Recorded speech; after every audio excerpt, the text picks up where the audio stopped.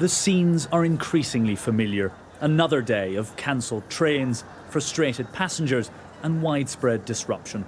Today, it was the turn of the train drivers' union ASLEF to bring the country to a halt in a strike affecting 11 train lines across Britain.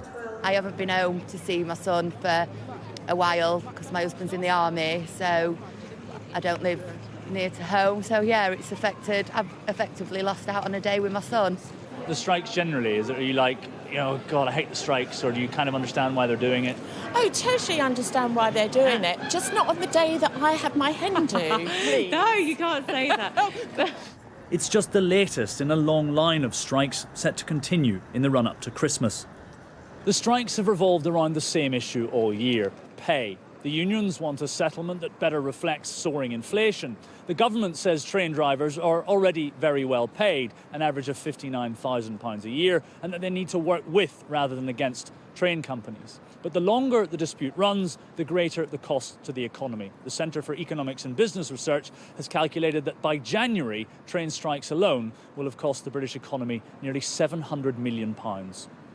But ASLEF says a pay rise shouldn't be beyond train companies that continue to make profits.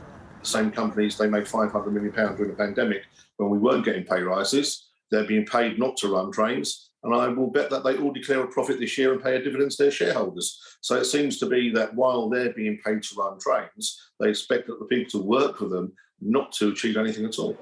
In a separate but related dispute, the largest transport union, the RMT, is planning 8 more days of strike action in December and January.